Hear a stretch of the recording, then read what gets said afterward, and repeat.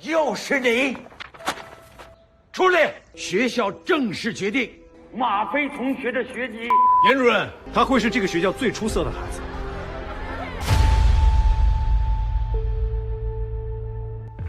Okay, boys, here we go.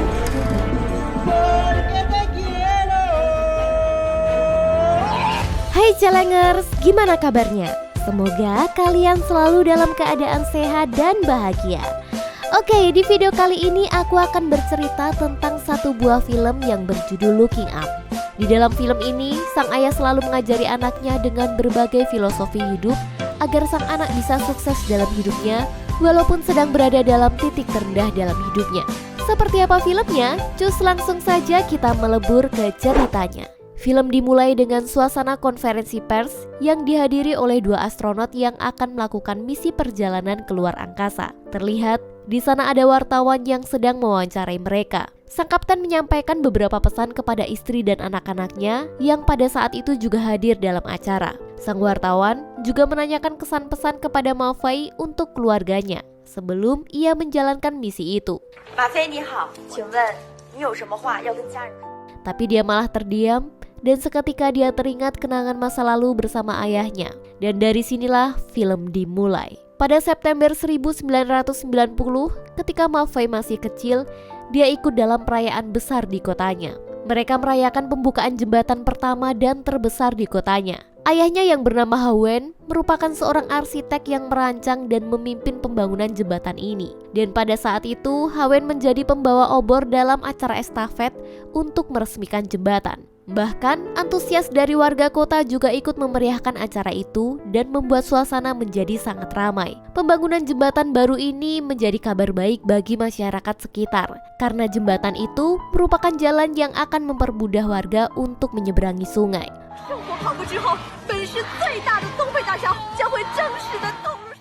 Sebelum peresmian dimulai, Ha Wen menghampiri anaknya. Di sini Ma Fei bertanya kepada Ha Wen mengapa semua orang bersorak-sorak memanggil nama mereka.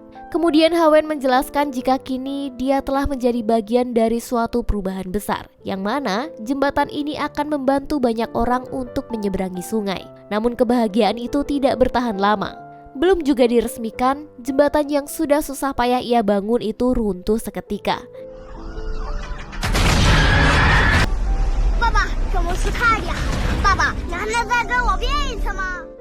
Dan setelah itu, Ha Wen dipenjara atas tuduhan penggelapan dana jembatan yang membuat proyek pembangunan jembatan itu gagal. Setelah dipenjara beberapa bulan, akhirnya istri dan Ma Fei mengunjungi di penjara. Sepertinya istrinya sudah tidak tahan dengan keadaan ini semua. Akhirnya dia memutuskan untuk menceraikan Ha Wen dan membawa Ma Fei ikut bersamanya. Meski begitu, Ha Wen tak pernah lupa pada anaknya. Selama di penjara, dia tetap berusaha untuk menjalin hubungan dengan mengirimkan surat kepada Ma Fei. Dalam surat itu, ia selalu menanyakan kabar Ma Fei dan perkembangan sekolahnya. Sementara di sekolah, Ma Fei sering mendapatkan bulian dari teman-temannya yang menyalahkan ayahnya atas robohnya jembatan pada hari itu. Ketika di rumah, dia mendapat ada laki-laki yang ternyata itu adalah suami baru ibunya. Dan sejak itu juga, mereka mulai berpindah dari rumah itu. Singkat cerita, 7 tahun kemudian, kini Ha Wen akhirnya memperoleh kebebasannya. Setelah itu, ia pun pulang ke rumah. Tapi ia tak menemukan anak dan mantan istrinya ada di sana. Tak hanya itu, kedatangan Ha Wen pun ditolak oleh warga sekitar.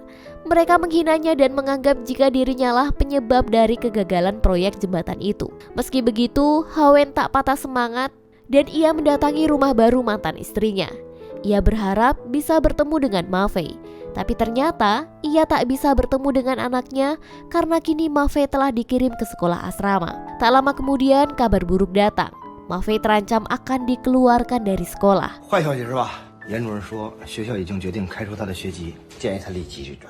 Mendapat kabar itu, kemudian mereka langsung ke sekolah. Ternyata sekolah Ma Fei merupakan sekolah terbaik dan selalu menduduki peringkat pertama di seluruh provinsi. Pada saat upacara pagi, Ma Fei lagi-lagi menjadi sorotan. Kepala sekolah menegurnya karena Ma Fei telah membawa mainan yang tidak ada hubungannya dengan pelajaran. Ini bukan kali pertama Ma Fei melanggar aturan sekolah. Ma Fei juga sering membolos dan selalu berada di peringkat paling bawah. Di hadapan seluruh siswa dan orang tua, kepala sekolah akhirnya menyampaikan keputusan besar, yaitu Ma Fei akan dikeluarkan dari sekolah. 学校正式决定拆除马飞同学的学。 Dan pada saat itu juga, Ma Fei bertemu kembali dengan ayah kandungnya yang baru saja keluar dari penjara setelah 7 tahun. Setelah upacara selesai, di ruang kepala sekolah, ibu Ma Fei memohon agar anaknya tidak dikeluarkan. Ia bahkan bersedia mendampingi Ma Fei untuk mengulang 1 tahun belajar. Tapi, kepala sekolah yang sangat mementingkan nilai akademik itu tidak berubah pikirannya untuk mengeluarkan Ma Fei karena ia dianggap sangatlah bodoh. Mendengar keputusan itu, Hao Wei merasa sakit hati. Ia segera menantang kepala sekolah itu untuk bertaruh. Jika Ma Fei bisa masuk peringkat 10 besar, maka Ma Fei harus tetap bersekolah di sana. 严主任，怕了吗？严主任，好，就按你说的，班级前10名。 Mendengar taruhan itu, kepala sekolah langsung menganggap remeh Ma Fei dan menerima tantangan itu. Ia berjanji akan mengizinkan Ma Fei tetap bersekolah di sana jika berhasil masuk 10 besar. 他会是这个学校最出色的孩子。 Namun, ia akan mengeluarkannya jika gagal. Setelah pulang dari sekolah, ibunya terus memarahi Ma Fei. Karena merasa tertekan, akhirnya Ma Fei memutuskan untuk ikut bersama dengan ayahnya. Setelah menikmati makan siang, ayah Hao Wen memutuskan untuk mencari pekerjaan. Berbekal pengalamannya seorang arsitek, dia mendatangi berbagai tempat kerja dengan harapan pengalamannya selama ini dapat menjadi modal. Ma Fei yakin kalau ayahnya akan dengan mudah mendapatkan pekerjaan baru. Tapi ternyata tak semudah itu. Di tengah jalan, tak disangka ia bertemu dengan Baliang, seseorang yang dulu pernah juga melamar di tempat kerja Hao Wen. Tapi orang itu ditolak oleh Hao Wen. Tapi sekarang, dia telah menduduki posisi sebagai kepala proyek konstruksi. Karena nasib sudah berbalik, kini ia bisa balas dendam dengan mempermalukan Hao Wen di depan orang banyak. 大名的马大工程，谁能不认识？东配大桥。 Setelah itu, Hao Wen tetap berusaha keras. Sayangnya, hasil yang diharapkan tak kunjung datang. Kondisi itu memaksa Ma Fei dan ayahnya berakhir dengan tidur di bawah kolong jembatan. Keesokan harinya, mereka bertemu lagi dengan Baliang.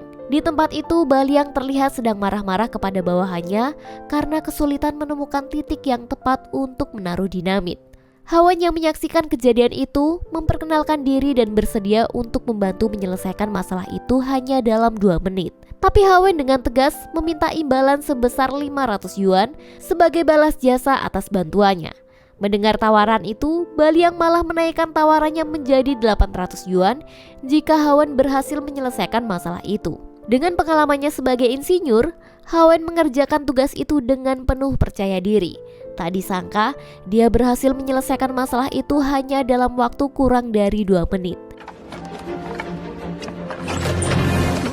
Melihat kecerdasan Hao Wen, Baliang kemudian menawarinya kerjasama dan Hao Wen pun setuju. Setelah mendapatkan pekerjaan, Hao Wen kemudian menemui muridnya yaitu Datou. Hao Wen meminta bantuan Datou untuk bisa pulang ke rumahnya. Kemudian Datou mau membantu, tetapi dengan syarat Hao Wen harus mendesain rancangannya secara gratis. Tanpa pikir panjang, Hao Wen pun menyetujui. Dan berkat bantuan Datou, Hao Wen dan Ma Fei bisa kembali menempati rumah mereka. Di rumah, Ma Fei tampak bersedih, kemudian dia meminta maaf kepada ayahnya karena sepertinya dia tak bisa masuk peringkat 10 besar. Ma Fei merasa jika ia hanya menjadi anak yang mempermalukan ayahnya saja. Tetapi ayahnya menjawab dengan lembut bahwa tidak menjadi 10 besar bukanlah masalah. Itu hanyalah ancaman kosong untuk memastikan Ma Fei tidak dikeluarkan dari sekolah. Ayahnya menekankan kalau yang terpenting bukan berapa nilai yang didapat dari sekolah atau peringkat berapa yang ia dapat, tetapi yang terpenting apa yang akan dilakukan setelah itu. Pesan ayahnya itu seolah memberikan semangat baru kepada Ma Fei untuk belajar dengan sungguh-sungguh. 人生就像射箭，梦想就像箭靶子。如果连箭靶子也找不到的话，你每天拉弓有什么意义？ Dan ia bahkan belajar tanpa paksaan sedikit pun. Kehidupan baru bersama ayah mulai dirasakan oleh Ma Fei sebagai hari-hari terindah dalam hidupnya. Setelah pulang sekolah, Ma Fei memanfaatkan waktunya dengan bermain layangan dan mengunjungi berbagai tempat yang pernah mempengaruhi kehidupan ayahnya. Kini, Ma Fei mulai sadar jika pelajaran yang awalnya membosankan kini telah menjadi menarik. Ma Fei kini menyadari jika kunci belajar adalah menemukan ketertarikan terhadap sesuatu dan bukan dipaksa. Sementara itu, ayahnya sibuk bekerja dengan Baliang dan juga membantu Datau mendesain rancangannya. Namun beberapa bulan kemudian, terjadi krisis ekonomi yang tiba-tiba mempengaruhi penghasilan mereka. Kini para pekerja, termasuk ayah Ma Fei, harus berjuang mencari penghasilan tambahan dengan bekerja di berbagai proyek lainnya. Suatu malam, guru Ma Fei yang bernama Qiao Gao mendatangi rumah Ma Fei dan berbicara dengan ayahnya. Ia mengingatkan tentang nilai akademis Ma Fei yang belum menunjukkan peningkatan. Ia mengungkapkan kekhawatirannya akan taruhan yang mereka buat beberapa waktu lalu, karena jika Ma Fei gagal, ia akan dikeluarkan dari sekolah. Tapi Hawen menjawab dengan tenang, jika anaknya telah belajar hingga larut malam dan menghabiskan waktu di masa-masa menyenangkan. Karena menurutnya, dipaksa untuk belajar itu bukanlah solusi yang tepat. Hal itu justru akan menghancurkan ketertarikan anak untuk belajar. Mendengar jawaban bijak itu, Qiao Gao merasa kagum dan menyadari kebenaran. Setelah pertemuan mereka itu, Hawen mengantarkannya pulang. Dan sepertinya keduanya semakin akrab dan tertarik satu sama lain. Keesokan harinya, kepala sekolah memutuskan untuk mengawasi kelas Ma Fei dan akan mengoreksi setiap tugasnya secara langsung. Hal ini dilakukan karena kepala sekolah meragukan kejujuran Qiao Gao dan mencurigai bahwa ia telah membela kesalahan Ma Fei. Sementara itu, Hawen yang sedang mengantar Ma Fei ke sekolah tiba-tiba mengajaknya ke sebuah padang rumput. Di sana ia membantu anaknya yang mengalami kesulitan menulis esai. Hawen menyuruhnya merasakan lingkungan sekitar dan menuliskan apa yang ia rasakan dan yakini. Ini adalah sebuah langkah awal dalam proses penulisan. Tapi Hawen yang usil tiba-tiba pergi bersembunyi untuk mengerjai Ma Fei. Namun malangnya, nasib buruk menimpa Ma Fei. Ketika ia sedang mencari keberadaan sang ayah, muncul sekelompok remaja dan mulai menyerang Ma Fei. Hawen yang mengetahui anaknya dalam bahaya kemudian menyuruh Ma Fei untuk langsung pergi ke sekolah. Sementara Hawen akan berusaha menahan remaja berandalan itu. Sayangnya, masalah belum usai sampai di sini. Ketika Ma Fei tiba di sekolah, ia disambut oleh kepala sekolah yang telah menunggu di kelas. Kepala sekolah lalu memeriksa isi tas Ma Fei. Ia menemukan ada mainan pesawat-pesawatan yang kemudian langsung membuang mainan favorit Ma Fei dari lantai atas hingga hancur.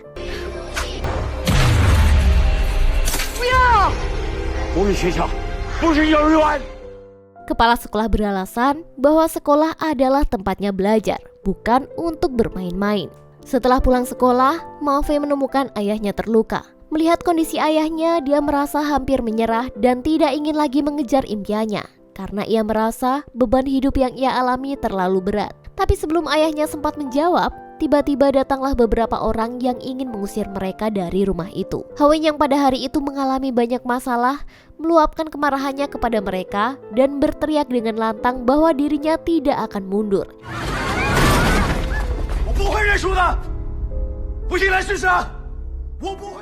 Itulah pertama kalinya Ma Fei melihat ayahnya sangatlah marah.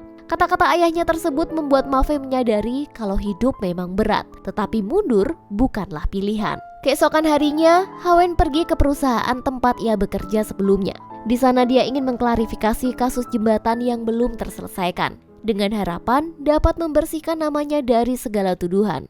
Sayangnya, bukannya mendapatkan bantuan, perusahaan itu malah mempermainkannya dan saling lempar tanggung jawab. Karena hal itu, Hawen menjadi emosi dan pada akhirnya dia diusir dari sana. Setelah itu, Hawen bertemu dengan anaknya. Hawen yang sedang pusing dengan masalahnya itu malah mendengar Ma Fei yang sibuk membicarakan pameran pesawat yang akan ia kunjungi. Hal ini secara tidak sengaja malah membuat ayahnya meluapkan kemarahan kepada Ma Fei. Mendengar ayahnya marah-marah, membuat Ma Fei pergi dari sana. Karena merasa bersalah, akhirnya Hawen menyusul anaknya dan meminta maaf. Sebagai permintaan maaf, ayahnya akan berusaha meminta izin kepada Qiao Gao untuk berlibur selama 2 minggu demi menonton pameran pesawat. Namun, Hawen tahu kalau upayanya itu mungkin tidak akan diizinkan. Apalagi, kepala sekolah pasti memastikan bahwa siswa tidak diperbolehkan keluar main menjelang ujian akhir.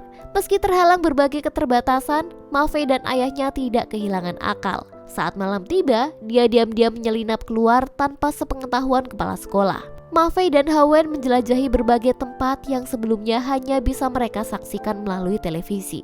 Mereka membawa buku-buku sekolah dan setiap malam, Ma Fei menyempatkan diri untuk belajar. Sementara siang harinya ia habiskan untuk jalan-jalan dan mempelajari berbagai hal baru yang tidak ia temui di sekolahnya.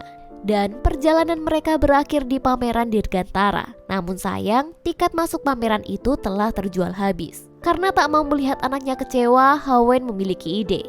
Dia membawa Mafe ke bukit tidak jauh dari lokasi pameran. Dan dari situ, ternyata mereka berhasil menyaksikan peluncuran pesawat secara langsung. Setelah menghabiskan waktu liburan, kini saatnya Mafe dan ayahnya untuk kembali pulang. Melihat ayahnya yang tertidur lelap, Mafe menyadari kalau selama ini sang ayah telah bekerja keras untuknya. Dan untuk membalas kebaikan itu, dia berniat membuatkan mie instan untuk ayahnya. Sayangnya, ketika Mafe sedang membuatkan mie, tak disangka dia malah masuk ke bus yang salah dan terpisah dari ayahnya. Ditambah lagi, pada saat itu terjadi badai besar yang sedang menerpa kota. Sementara ayahnya berusaha mencari Mafe kemana-mana. Namun, ia tidak berhasil menemukannya. Sementara itu, Mafe berada dalam bahaya. Ia hampir tenggelam dalam banjir dan debit airnya terus naik. Akhirnya, ayahnya meminjamkan pengeras suara dari salah satu tentara yang sedang mengevakuasi warga. Ia berteriak memanggil Mafe. Ia bilang kalau Mafe harus bisa bertahan dengan cara melihat benda-benda yang ada di sekitar.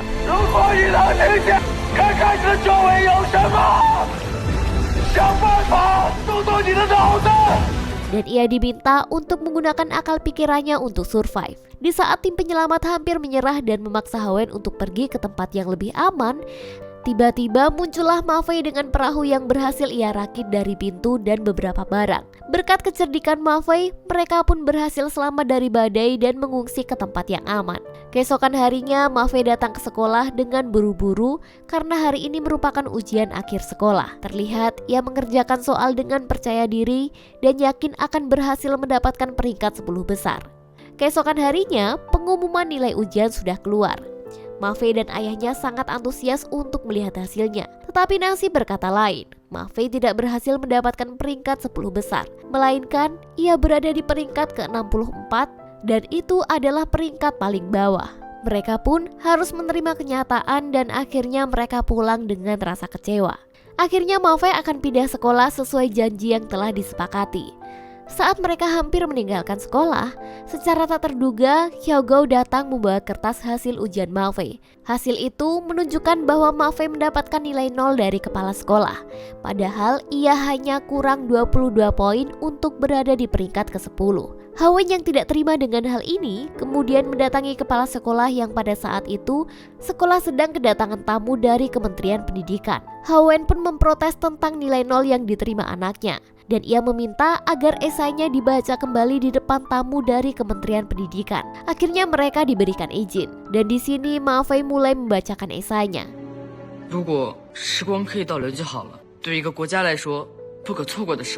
Meski tak sesuai dengan tema, tapi esai Mafe memiliki makna yang sangat mendalam tentang kehidupan dan proses belajar. Setelah dibacakan, tamu dari Kementerian Pendidikan melakukan penilaian secara terpisah. 我们回家。但是还有3位老师呢，给打了满分。 Dan Mafe berhasil mendapatkan rata-rata nilai, yaitu 22,8. Dengan penambahan poin itu, Mafe berhasil meraih peringkat 10 besar dari seluruh angkatan dan tidak jadi dikeluarkan. Keberhasilan ini kemudian dirayakan oleh para siswa dengan cara yang meriah. Mereka menyobek buku pelajaran dan melemparkannya ke udara dari atas bangunan sekolah. Di sana, Hawen mengecam kepala sekolah tentang cara kerja kepala sekolah yang hanya mementingkan nilai saja. Karena itu dapat dilihat dari ekspresi para siswa yang senang melemparkan buku pelajaran. Ini membuktikan jika semua murid di sana tidak senang dengan sistem pembelajaran yang ada di sekolah itu. Kepala sekolah mencoba membela diri. Ia mengatakan bahwa semua siswa terbaik telah sukses dan tidak ada yang gagal. Tetapi Hawen mempertanyakan kemana perginya siswa terpintar pertama yang ada di sekolah ini. Kemudian Hawen mengungkapkan fakta jika orang terpintar itu adalah orang gila yang sering berada di sekolah. Anak itu merupakan anak dari Pak Yan, yaitu kepala sekolah. Pak Yan mengadopsinya saat berusia 3 tahun. Anak ini selalu unggul dalam studinya dan selalu mendapatkan peringkat pertama di sekolah. Hingga suatu saat, anak itu mengalami kesulitan pertama kali dalam belajar dan nilai akademisnya mulai menurun. Melihat itu, Pak Yan langsung memberikan hukuman, bukannya memberikan dukungan. Akibat tekanan dan ketidakadilan ini, anak itu jatuh depresi dan mentalnya mulai terganggu. Melihat kondisi anak angkatnya sudah gila, Pak Yan tak lagi memperlakukannya dengan baik dan malah membuangnya begitu saja. Mendengar cerita ini, kepala sekolah terdiam dan tak mampu berkata apa-apa. Ia hanya bisa menangis, merasakan dampak dari sistem pembelajaran yang Pak Yan terapkan. Beberapa tahun pun berlalu, Ma Fei kini telah tumbuh dewasa dan tengah mempersiapkan ujian kelulusannya. Tapi pada saat itu, dia telah diterima di salah satu akademi penerbangan. Pak Yan yang dulu memandang rendah Ma Fei, kini memohon agar ia tidak pindah ke akademi itu dan tetap di sekolah ini, supaya ia bisa menjadi lulusan terbaik di sekolahnya. Namun Ma Fei tetap pada prinsipnya yang diajarkan oleh ayahnya, bahwa setiap orang harus melakukan apa yang mereka sukai. Sepulang sekolah, dia sangat senang dan mengabarkan hal ini kepada ayahnya. Seiring berjalannya waktu, Ma Fei yang dulunya menjadi pilot, kini berubah menjadi seorang astronot. Sementara ayahnya menikmati hidup masa tuanya bersama Xiao Gao. Pada suatu hari, Hawen sedang makan di sebuah kedai. Secara tidak sengaja dia mendengar percakapan Datou. Ternyata Datou lah yang menjadi penyebab runtuhnya jembatan kala itu. Tentu saja kenyataan ini membuat hati Hawen sakit. Akhirnya Hawen marah besar sampai-sampai ia menghajar Datou tanpa ampun.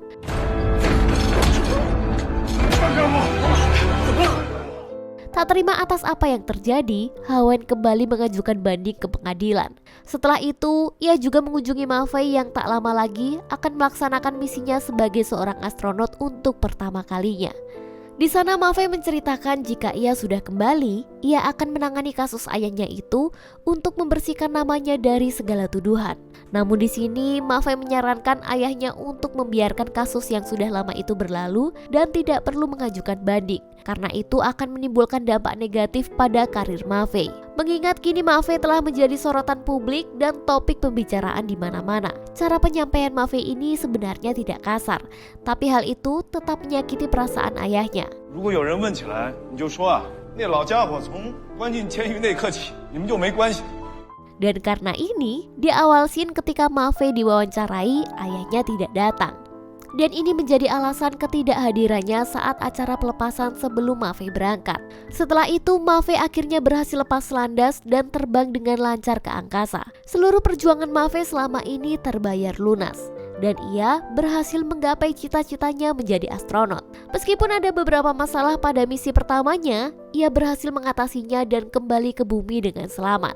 Tidak hanya warga Cina, tapi seluruh dunia ikut serta merayakan kesuksesan misi Ma Fei. Pada hari itu, ayahnya juga datang untuk menyaksikan kesuksesan putranya. Di sana Ma Fei meminta maaf atas perkataannya yang sempat menyakiti hati ayahnya. Lalu mereka pun tertawa lepas, mengingatkan pada saat-saat mereka bersama ketika Ma Fei masih kecil. Dan film pun tamat.